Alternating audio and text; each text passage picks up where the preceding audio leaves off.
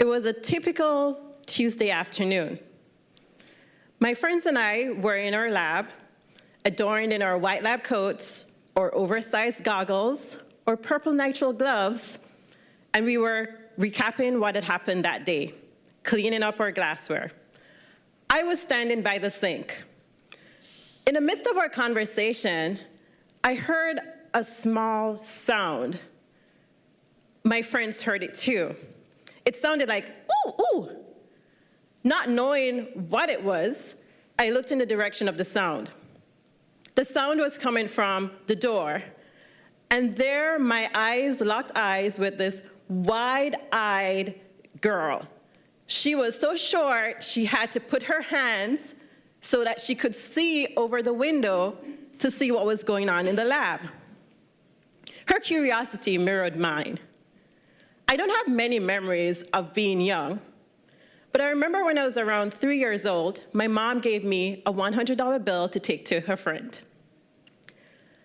I took the bill and I wondered, what would happen if I stretched it?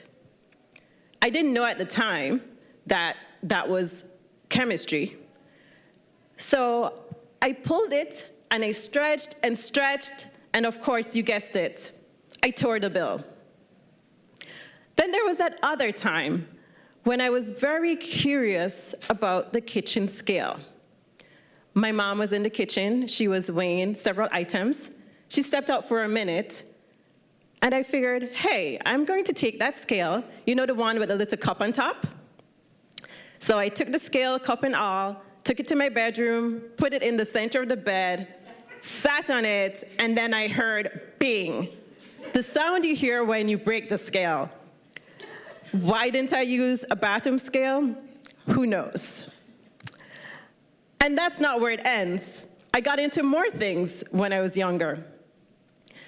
There was a time when I was trying to be very helpful, and so I took my school bag, and my school bag had a little plastic part for your ID card, and I decided to run the iron right over the bag.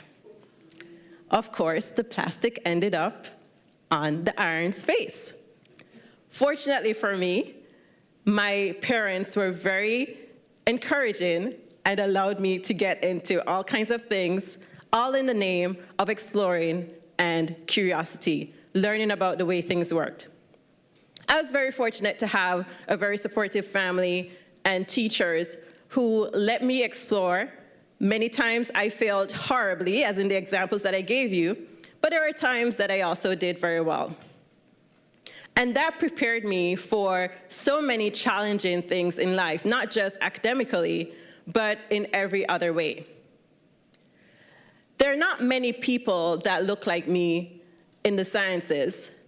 And so when I volunteer, I try to be that voice of encouragement to the people around. I try to give them that same supportive environment, if even for the 2 minutes that I'm there, so that they can also build the confidence and learn that it's okay to try new things, even if you fail. So going back to November of last year, as I do on some Saturdays, I volunteer for STEM ambassadors. So we went to Chestnut Hill College for Pages, that's Philadelphia area girls enjoying science. And we take 5th grade girls and we do experiments with them.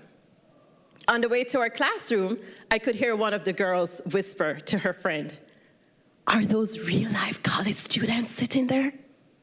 I turned around and I said yes. They were very excited just to see the girls. So we got to our classroom, and the task was to make a liquid rainbow. So they had to use a pipette and organize liquids in terms of the weight, and if they did it correctly, then they would have a rainbow in the pipette. It was very challenging to use the pipette. And all the friends of this one little girl, they got it no problem. And they eventually went on to get their liquid rainbow. But she struggled with using the pipette. And I gently encouraged her. I showed her how to do it again. And she practiced until she got the hang of using the pipette. And after some time, she was able to get her liquid rainbow.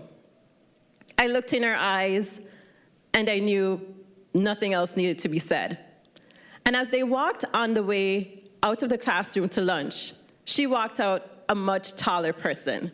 I could see she was much more confident than when she came in. And that just reinforces for me why I volunteer. It's just as much for me as it is for them. And so I'm happy that she was able to have that good experience, and I hope that someday somebody will do that for my little daughter who is 10 months old and give her that same supportive environment.